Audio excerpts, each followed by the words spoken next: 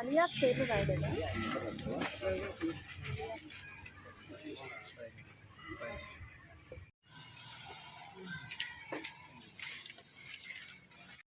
తీసుకున్న డబ్బులు ఎప్పటికప్పుడు బుక్స్లో రిజిస్టర్స్ మెయింటైన్ చేస్తూ దాంట్లో ఏ మనిషి దగ్గర ఎంత తీసుకున్నాను, వాళ్ళ అడ్రస్లు, వాళ్ళ దగ్గర నుండి ఏ డేట్న ఎంత తీసుకున్నానని చెప్పి వాళ్ళకి తిరిగి రసీదులు ఇచ్చేవాడు. ఇట్లాంటి అన్ని రోల్డ్ గోల్డ్ ఐటమ్స్ అన్నీ వేసుకొని, ఇది ప్రజలకి తెలియదు కాబట్టి ఇతని లైఫ్ స్టైలు, ఇతను 1-2 డేస్లో 1,00,000కి 1,10,000 ఇలా లాభం వస్తుంది కాబట్టి జనాలంతా బాగా నమ్మారు.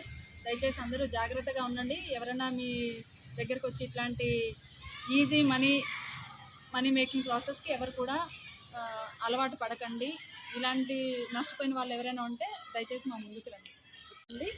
మన కదిరి రూరల్ సర్కిల్ లిమిట్స్లోని నల్లచెరువు పోలీస్ స్టేషన్ నందు నీలకంఠారెడ్డి అనే అతని కంప్లైంట్ మేరకి కేసు నమోదు చేయడం జరిగింది. ఈ కేసులో అంటే ఇది primarily cheating case. Complaint Neelakanta Reddy దఫదఫాలుగా ఇతనికి మొత్తం అక్యూజ్డ్కి 90 లక్షలు, అతనితో పాటు మిగిలిన 18 మెంబర్స్ మొత్తం కలిపి 2,26,34,450 రూపాయలు ఇతనికి ఇవ్వడం జరిగింది. ఇతనితో పాటు మెయిన్ అక్యూజ్డ్ బెస్తా ఓబ్లేష్, ఇతను ఊరికి ఒక్కొక్క పేరు పెట్టుకొని సర్వైవ్ అవుతుంటాడు. Original name Besta Oblesh, native of Kappalakonda గ్రామం, గార్లదిన్నె మండలం, అనంతపూర్ జిల్లా.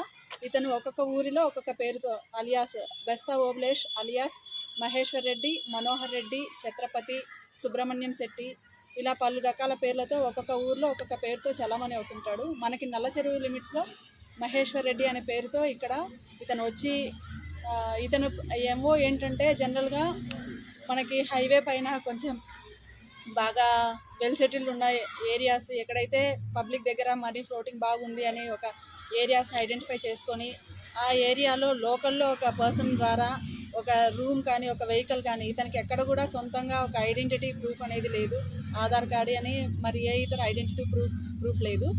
ఆ ఊరికి చేరిన తర్వాత ఊరిలో ఒక మనిషి ద్వారా ఇటువంటి నకిలీ వస్తువులన్నీ వేసుకొని తను బాగా కాస్ట్లీ లైఫ్ లీడ్ చేస్తున్నాడని, తన దగ్గర బాగా డబ్బులు ఉంది, బిజినెస్ చేస్తున్నాడని అతని లోకల్ పర్సన్ ద్వారా మిగిలిన పబ్లిక్ అందరినీ లోపరుచుకొని వాళ్ళ దగ్గర నుండి పెద్ద పెద్ద మొత్తాల్లో డబ్బులు తీసుకుంటున్నాడు. గతంలో కూడా ఇతని పైన same cheating cases Anantapuram, Kurnool, Kadapa, ఉభయ గోదావరి జిల్లాలో దాదాపు 24 కేసెస్ ఉన్నాయి ఇతని పైన. ఇనుప సామాన్లకు చక్కెర, ఎర్రగడ్డలు అని అమ్ముకుంటూ వస్తారు. ఆ విధంగా ఇతను పబ్లిక్ నుండి ఇనుప సామాన్లు తీసుకొని దానికి బదులుగా చక్కెర ఇస్తూ లోకల్లో పబ్లిక్ ఎవరి దగ్గర డబ్బులు ఉంది, ఎవరి లైఫ్ స్టైల్ ఏంటి అని పబ్లిక్ని కొంచెము బాగా అలవాటు చేసుకున్నాడు.